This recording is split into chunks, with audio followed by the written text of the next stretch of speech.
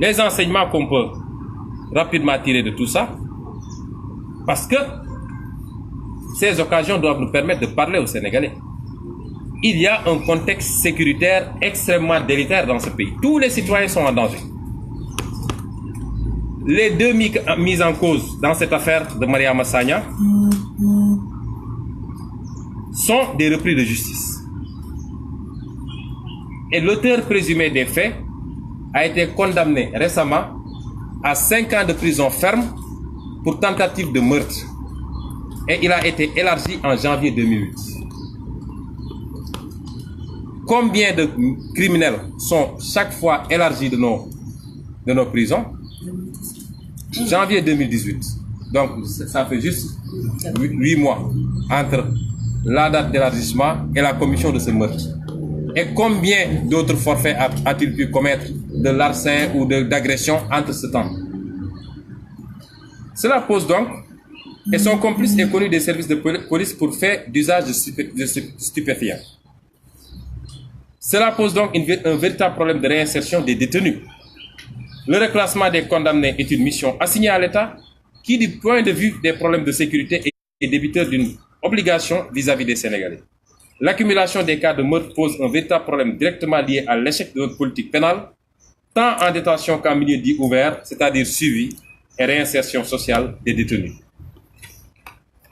On peut même situer quelques origines du mal dans les pouvoirs exorbitants qui sont accordés au président de la République, notamment en ce qui concerne l'octroi des mesures de grâce.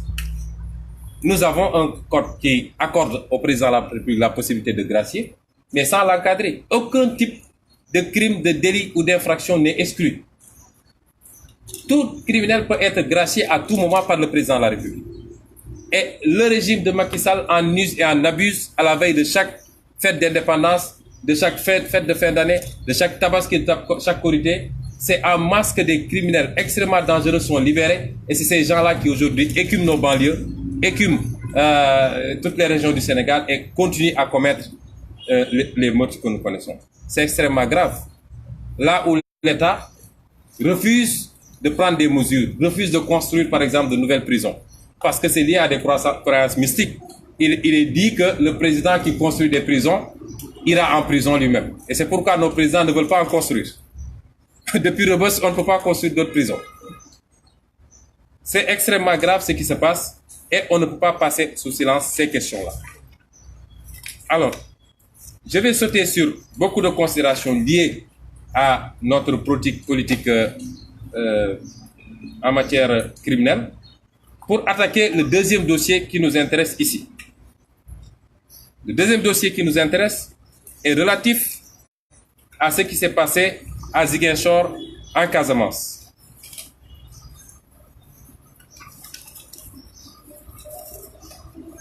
Ici, on a la deuxième série d'éléments de stratégie pour écarter le candidat Ousmane Sonko. Ce qui s'est passé à Casamance, c'est qu'il y a eu un gendarme. J'insiste, je signe et je persiste. Malgré les dénégations mensongères, excusez-moi du terme, du ministre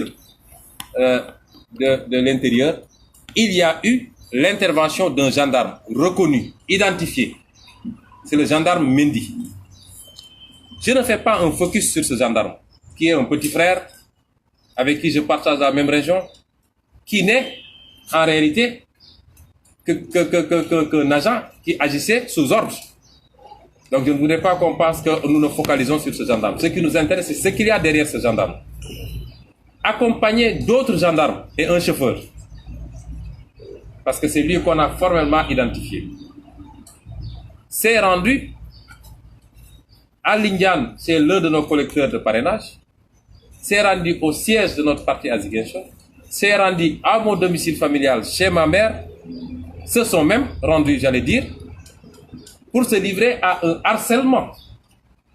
et réclamer nos fiches de parrainage. C'est comme ça que cela s'est passé. Et quand ils ont terminé, après leur intervention, auprès des responsables politiques en charge de la collecte des signatures pour le parrainage, ils sont retournés à la caserne avec des renseignements. Les officiers de police judiciaire de la section de recherche ont procédé à l'audition de responsables politiques et un procès verbal en a ainsi été dressé et signé de façon obligée par les responsables politiques de PASTEF en l'absence d'avocats. En l'absence d'avocats. À ce niveau, la stratégie consistait à envisager une arrestation des responsables qui seraient mis en garde à vue puis déférés au parquet. Le procureur allait signer le juge d'instruction pour l'ouverture d'une information. Et sous ce prétexte, quel que soit le prétexte qui allait sortir, moi-même, Ousmane Sonko, j'allais être interpellé comme étant le commanditaire de ce qui aurait été reproché à ces militants. Donc c'est une solution anticipatrice de la stratégie machiavélique qui est mise en place.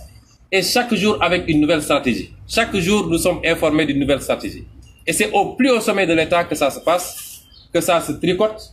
Mais pour le moment, en tout cas, ils n'ont pas encore obtenu gain de cause parce que Dieu est plus fort. Donc, nous avons constitué un avocat à la personne de Maître Djibi Diagne pour endiguer cette stratégie. L'avocat s'est rendu à la section de recherche de NEMA à Ziguinchor, accompagné d'un huissier pour constater tous les manquements à la procédure. Entre la gendarmerie de NEMA et la gendarmerie mixte de Boudodi, les agents trouvés sur place se sont renvoyés l'information poursuivie par le conseil. Au final, il a été indiqué par ces gendarmes que seul le colonel de la compagnie est habilité à communiquer avec l'avocat sur cette affaire. De tout ça, il a été dressé procès verbal et la suite judiciaire va venir. En conclusion, la gendarmerie précise que les responsables de PASTEF avaient été entendus dans le cadre normal de renseignement. En réalité, c'est la rapidité de la réaction de PASTEF qui a grippé la machine et dérouté les comploteurs. Parce que j'étais ici dans ce siège quand j'ai été appelé à 12h30 pour m'annoncer que la gendarmerie a fait irruption dans notre domicile familial. Immédiatement, j'ai demandé à ce qu'une conférence de presse soit convoquée l'après-midi. Et c'est ça qui a enrayé la machine. Sinon, le complot aurait été déroulé. Et quand nous avons fait cette sortie, le lendemain, l'administrateur général du parti, Birame Souleye Diop, a été cueilli manu militari dans son lieu de travail, dans son bureau aux impôts et domaines, pour être conduit à la gendarmerie de Tchong et retenu pendant plus de 4 heures de temps pour extirper, pour lui extorquer des aveux ou alors des excuses, ce qu'il a formellement refusé. C'est ça qui s'est passé. Pourquoi seulement PASTEF? Certains se poseraient la question. Puisque les gendarmes, quand ils sont présentés, ont dit que c'est une mission ordinaire qu'ils feront avec tous les partis. Mais jusqu'à présent, il n'y a que PASTEF qui a été visité. Parce qu'en réalité, je disais tantôt que le lion qui dort, mais je crois qu'il ne dort plus. À la seule évocation du nom de Ousmane Sonko, c'est des hystéries globales, probablement au cœur du palais même. Et c'est dans cette stratégie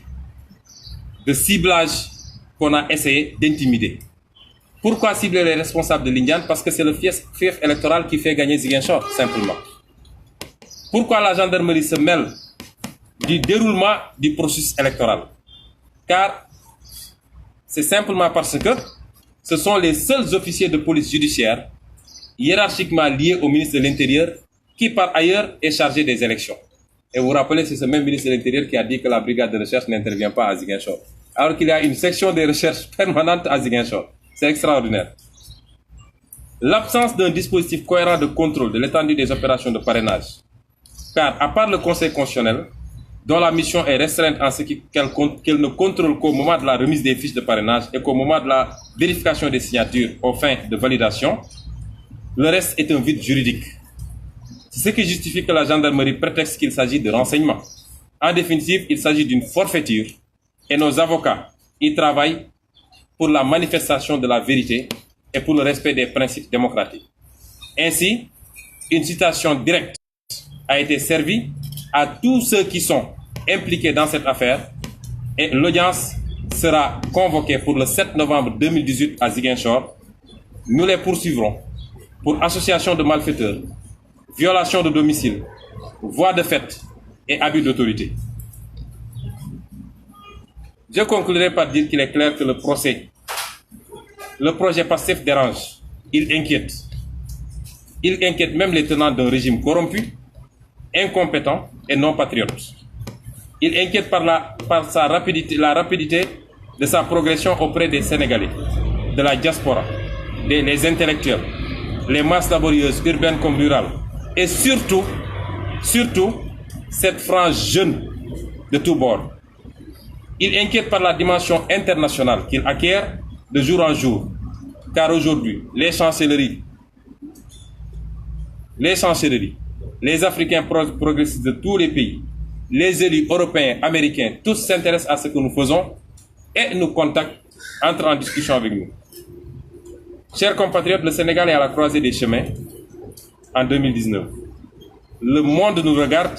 et nous avons une opportunité historique de prendre notre destin en main définitivement. Ne la gaspillons pas une énième fois. Voilà les quelques mots que je voulais dire par rapport au point de presse. Je peux faire un résumé en Wolof avant de vous laisser poser vos questions auxquelles je répondrai rapidement pour vous libérer pour que vous puissiez être dans vos rédactions.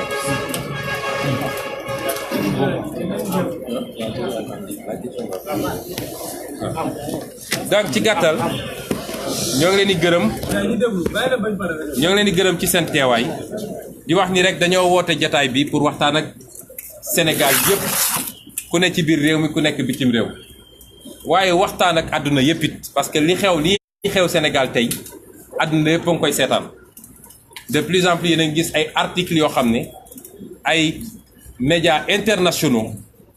ñoo koy bind wala ay télévision internationale ñoo koy def ci li xew Sénégal ak la ñuy liggéey ñun.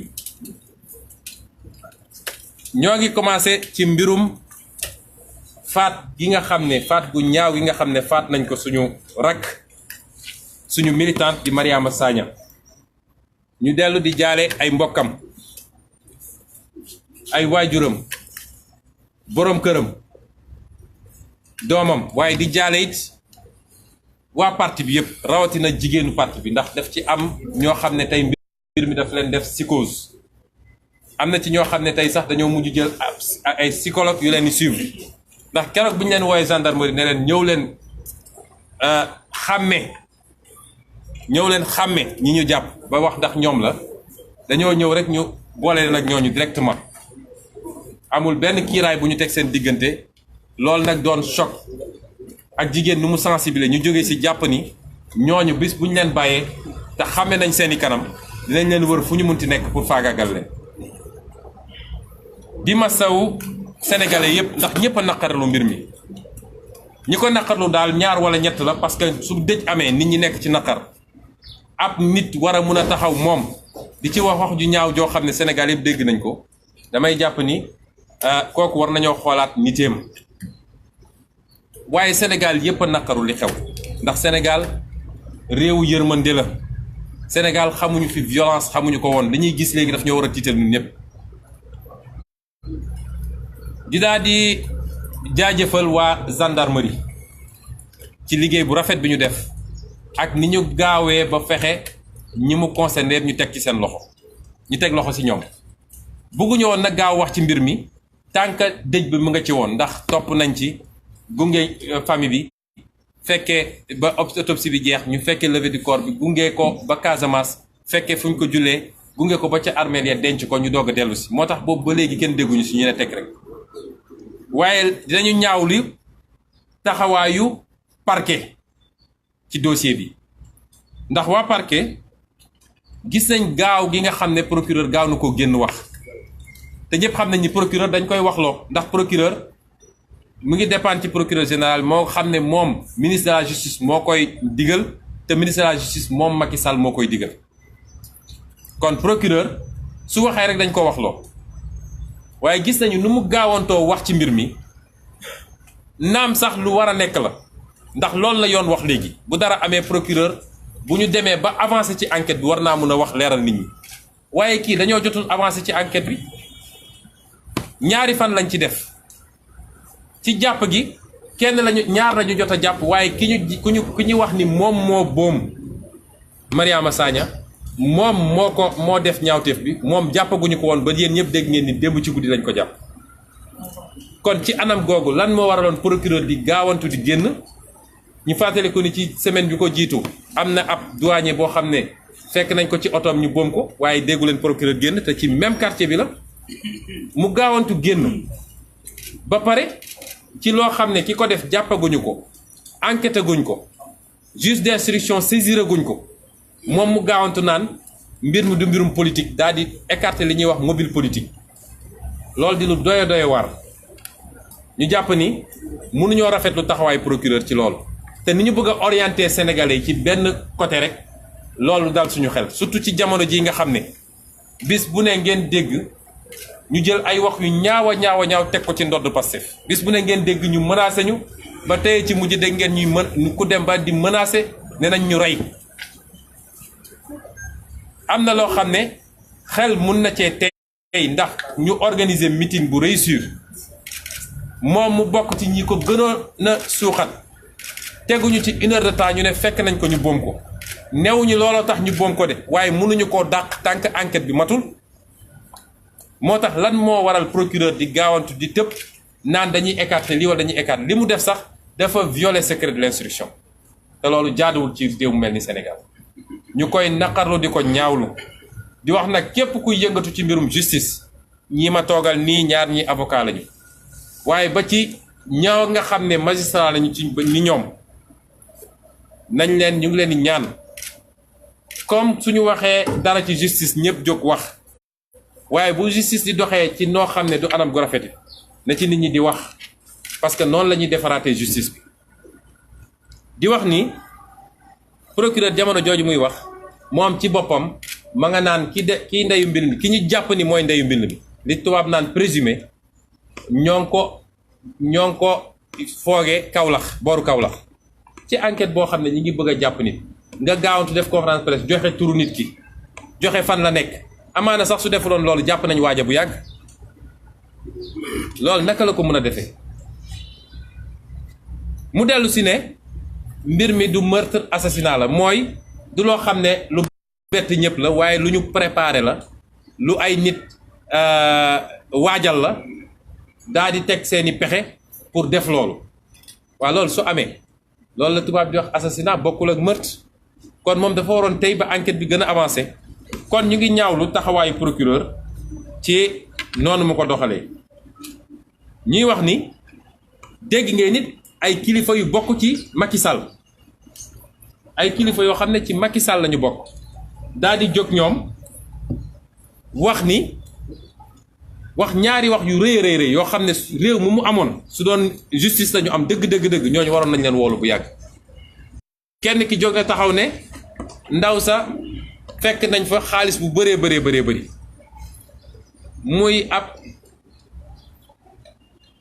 wax goo xam ne du dëgg ndax lañ fa fekk ña doon def enquête bi rek ñoo ko mën a wax te ci PV gendarmerie lay nekk te musuñoo wax loolu benn waaye ñaareel ba li gën a garaaw mooy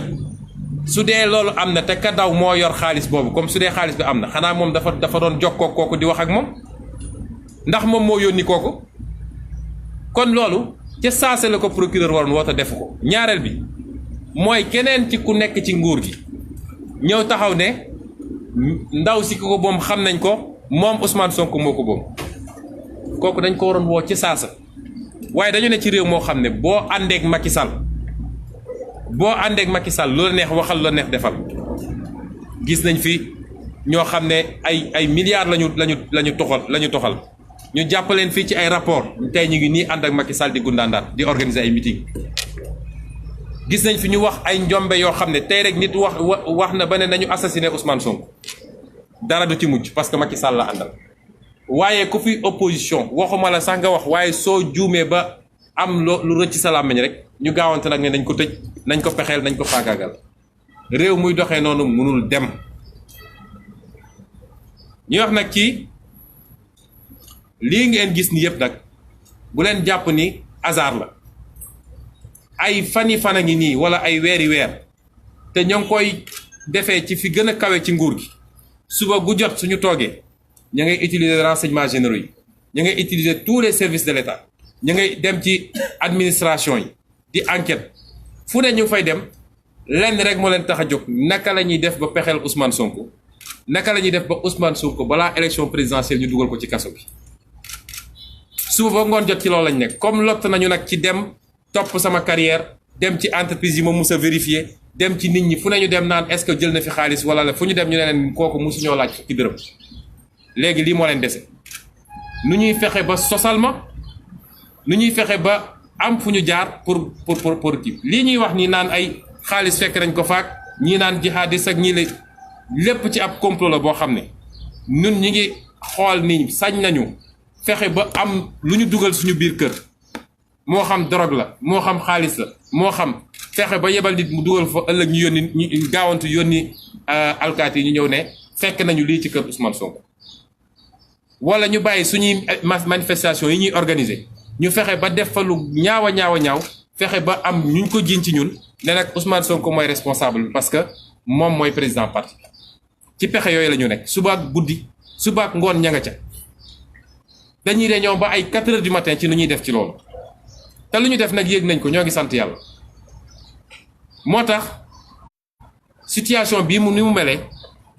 moo tax ñun bind nañu Aly Ngouille Ndiaye bataaxal ndax moom ci boppam dégg ngeen ko en tant que ministre de l'intérieur yor police yor gendarmerie yor lenn ci police ak lenn ci gendarmerie yor renseignements généraux lu ne mu yor ko mu am sañ-sañ taxaw ci rajo menacé ma man Ousmane Sonko moo tax ñu bind leen bataaxal ñoom gouvernement bi ne leen suñu sécurité yéen a ko war a assurer ni Ablaye Wade defoon ak yéen 2012 ba envoyé la yow Macky Sall ay waa élément wu GIGN ak élément BIP ñu assurer sa sécurité la même chose lañu réclamer fi mu toll nii lu ko mooy nag ñoo ngi jël à témoin Sénégal yépp ak waa bitim réew yépp ne lu ma dal man Macky Sall mooy responsable sama karaw sax su daan woon te coiffeur dagg ko Macky Sall mooy responsable ñaareel bi mooy la xew damay tënk rek ci wolof ñaareel mooy la xew Casamance la xew Casamance yéen ñëpp gisal ngeen ko seen bopp mooy xëy nañu yónni fa ay alkaati lan mooy yoonu alkaati ci fiche parrainage alkaati dem nañu Lindiane ci quartier bi gën a peuplé Ziguinchor fekk fa Seydina Badji bi nga xam ne moo yor collecte bi ay témoin fekke ñu ne ko jox ñu fiche parrainage Ousmane Sonko yi mu ne leen joxuma ko ba ñu waxee ba wax mu ne leen toxal naa ko ma nga ca siège ba ñu dem siège ba ñoo ñu leen new fa ñu dem sama kër waajur bu jigéen muy suñu kër ñun ñëw ne nañ leen jox fiche parrainage ñu lànk ne duñ ko def la woon seeni yéene ñu toog teg ci ñaari fan ñu daal di convoqué ñooñu ñëpp lu mat juróomi nit kon xam nga lu juróomi nit seede du loo xam ne dañ koo sos ñu convoqué leen gendarmerie bëgg leen këll-këlle te convoqué leen sans la présence de leur avocat déglu leen signaloo leen ay PV ñooñu la ñuy waxoon yëpp ñu jaaraat yàlla may leen balaa ñu jógee gendarmerie ba gendarme yi ñëwoon foofa jóg demoon mission dellu si ñu woo commandant bi ne ko gendarme yii ñoo ñëwoon suñu kër kooku bëgg a gëmm ci mbir moomu bi ñu paree loolu dañoo jël suñu avocat maître Djibi Diagne mu dem foofa Ziguinchor ànd ak huissier de justice dem na gendarmerie Néma ñooñu ne ko mbir mi léegi jël nañ ko suñu loxo mu nga Budodi ñu dem gendarmerie Budodi ñooñu ne ko jël nañ ko suñu loxo ma nga ca colonel ba mu dem ca colonel ba bëgg a nëpp mu ne ko damaa bëgg a xam suñu clients yi nga woo di leen déglu à quel titre nga leen déglu PV baa ngi nii bi mu def nga xam ne huissier de justice moo ko def ñu ne foofu di nëppal bañ ca jógee la leer ba leer mooy la ñu naroon ñoom di ñu naloon su sotti woon heure bii man ñu ngi may convoqué daal di gaawantu def seen mandat de dépôt parce que li yàq seen plan yëpp mooy ñun biñ ñu ko yégalee ci bés ba midi lañ ñu ko yégal ñu woote conférence de presse 16h daal di wax ak sénégalais yëpp loolu mooy seen problème waaye teewul ci ëllëg sa ñëw nañu jëli suñu administrateur parti Birame Souleye Diop fekk ko ci bureau impôt domaine dem téye ko 4 heures de temps à conk di ko essayer waxloo pour mu dellu si lu mu waxoon wala mu jéggalu mu lànk ne defuma ko. kon pexe yooyu yëpp nga xam ne ñu ngi koy tëral tey ak menaces yi nga xam ne chaque jour yaa ngi koy dégg lañ ca bëgg a wax sénégalais yi rek mooy nguuru Macky Sall su amee lu mu ragal tey mooy sëgg ak Ousmane Sonko comme candidat. yemul ci man nag am na yeneen candidat waaye xam naa ni tere nañ leen nelaw loolu moom lu ñu wóor la koo xam ne nee nga tekkiwul dara élection législative 40 000 voix la amoon te tey soo xëyee suba ba ngoon jot am soo ko andil Sonko waaw lu ñuy ragal olof dafa ne lu yëngu nag li ko yëngale ko ëpp doole te ñoo yor renseignements généraux bis bu ne ñu ngi yor seen enquête d'opinion lu ñu pesé xam nañ ko lu ñu pesé wul xam nañ ko ba tax déposer nañu plainte pour kaaw Ziguinchor bi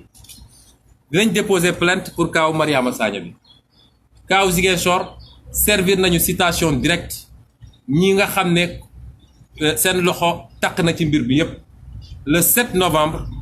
la ñu war a teew ci kanamu tribunal bu boobaa dinañu wax lan moo waroon ñu dem teew foofu